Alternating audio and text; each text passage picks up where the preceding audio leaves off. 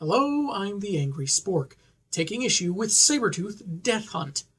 After an ambiguous surgery leaves him with a bomb in his chest and a shapeshifter to kill, Victor Creed chases down his treacherous psychic sidekick Birdie, but chooses not to end her life. Yet. They travel to Paris and chase down Mystique, who hints at having special knowledge of Sabertooth's past. She decided to elaborate on this as she dines with the old Knucklehead himself. Colin Mockery, who do you think I'm talking about? Issue 3's cover features little more than the heads and claws of Tooth and his shorter rival, and it doesn't look too bad. Pretty straightforward where these two are concerned. Guess who's coming to dinner? Wolverine! What? Don't tell me this is another remake of that Sidney Poitier movie. Did you Hollywood morons learn nothing from the Ashton Kutcher debacle? We open with Logan and Creed verbally sniping at one another, intercut with shots of the Eiffel Tower and the restaurant they're in. Weird thing is, it's supposed to be night, but the coloring of the sky seems to say daylight more than anything else. Heck, look at Mystique, even she's changed into her usual blue form, now in a black cocktail dress and a red jacket. Tooth aims to deal with her as soon as he finishes off the runt. Ain't you being a bit optimistic? I don't think positive, I am positive. That's just weird coming from someone like Creed. Has he been going to motivational seminars in his spare time? Mystique breaks up their tussle by changing into the form of a blonde woman in a trench coat, whom Vic recognizes as Lenny Zauber. As Birdie arrives from nowhere to keep Logan at bay with a gun, Mystique insists she isn't merely playing dress-up, that her attitude, gestures, and voice should match up with Creed's memories of Berlin years back. She tells the two foes to call a truce when it's announced their table is ready. A bit later, and Sabertooth wearing a tie with his classic suit is probably the best thing in this entire story. Also note how Birdie's costume is all red except for her gloves, which isn't consistent with her previous appearances. I guess it's either an intentional choice by the colorist or maybe a mistake. Who knows? Anyway, she answers Logan's question about why she's hanging with Creed, and she says it's better than being dead. But Wolverine says that's something he can remedy, but Creed insists Mystique explain herself before he fulfills his contract. She narrates a flashback to East Berlin, where Creed had been tasked with killing a scientist. But when he busts into the lab, he's already been killed by Lenny, using Dom Perignon laced with a poison to which she'd taken a year to build an immunity. They end up fighting their way out, complimenting how valuable they must be to their superiors, and make a rather messy getaway. In the present, Wolverine thinks that checks out. Sabertooth went on a mission by himself. Maverick, Wraith, and me didn't go. Way to repeat yourself for absolutely no reason, bub. However, Victor went rogue for a month, rumored to have shacked up with another agency's operative. As it is, Wolvie's itching to inflict some bad karma on his old associate, but after he pops one set of his claws, Birdie draws his attention to a grenade, pin pulled, and a safety sprung lever away from detonating. So Logan resorts to simply retract two claws and use one as a toothpick. He's not the only anxious one, as Sabertooth breaks a champagne bottle and threatens Mystique with the jagged end, insisting that his liberation of Lenny was noted in debriefing files, and is skeptical she could be as old as someone with a healing factor that slows aging. Raven explains that due to her metamorphing abilities, her cells constantly revitalize, so she's also slow to age. Another flashback shows Lenny and Victor in a safe house, apparently very, well, shall we say, comfortable with each other. Hint, hint, wink, wink, nudge, nudge. She heads out to meet a contact, blows Vic a kiss that gets its own bubble, and no sooner does she leave than their room gets a call, warning her not to go, as the meet is a setup. Back to the present, and ripping off his tie, Tooth brings up one more hitch to Raven's story. He saw Lenny's dead body in the local morgue after police pulled her from the canal. While that was indeed the real Lenny Zauber, she was in truth a dull accountant that Creed never actually met, and was merely used as a means for Mystique to disappear. Now, this doesn't really seem clear to me. Was Mystique actually working for the same people as Lenny Zauber, and she was just a sacrifice of that organization?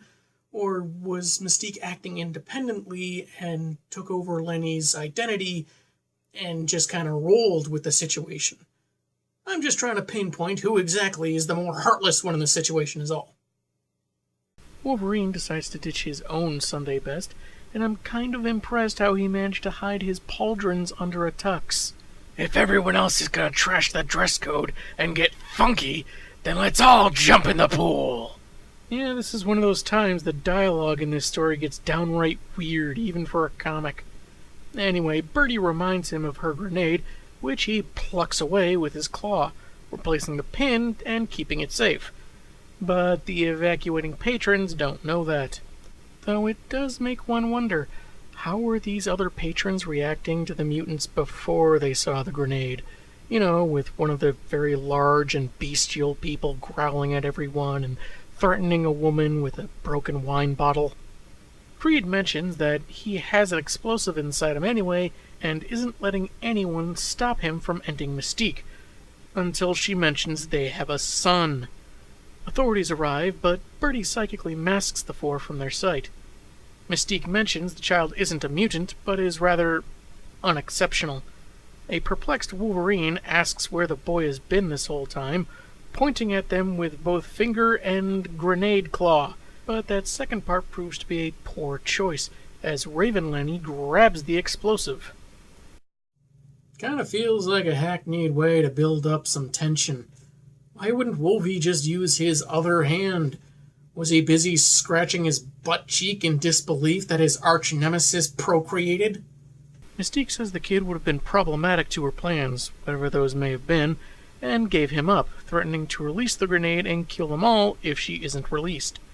To prove Victor wrong and show she indeed has the guts, she insists the one who set the entire scenario up, who hates them both so much, is none other than their boy looking for revenge. She holds up a picture that's too small to show much detail and drops the explosive.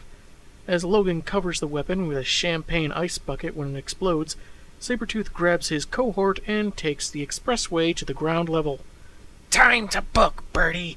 We got a plane to catch!"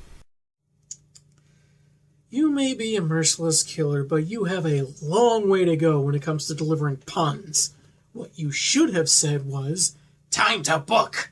A plane, that is!" Oh, I apologize for nothing! Wolvie's dazed, but his costume is perfectly intact. In fact, there doesn't seem to be much damage shown from the detonation. I really hope they aren't expecting us to believe a metal cup used to keep fancy booze cold managed to suppress a grenade's explosion. We don't see much more than dust and knocked over furniture. Well, he picks up the photo, recognizing who's in it as a creep, suggesting that perhaps he could have used more love from his mom. Back to the form she had at the beginning of the book, Mystique seizes the photo back indignantly. "You don't know anything!" "I know one thing. I know I don't like you."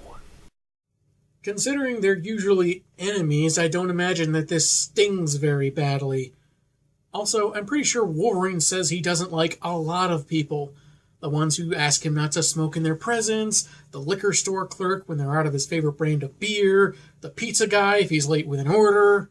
On a plane headed back to the States, Victor is unsure if the sissy boy in the photo is really his son, but none of that will matter if he doesn't find the Tribune before the bomb inside him explodes.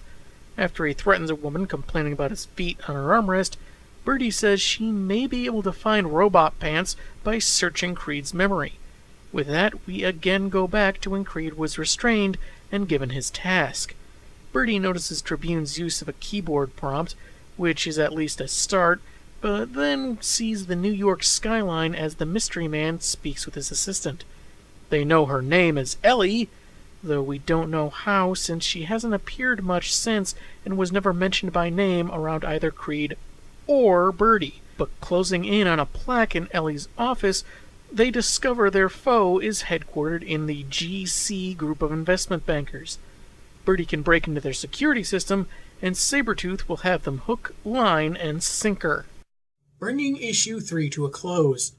The dialogue gets a little wackier, a few questions are raised that probably won't be answered, and Wolverine showed up because... Wolverine. I guess it'd be pretty expected that a character would make an appearance in the miniseries starring his nemesis. Next week, we close out the series and the season with the final issue and final thoughts.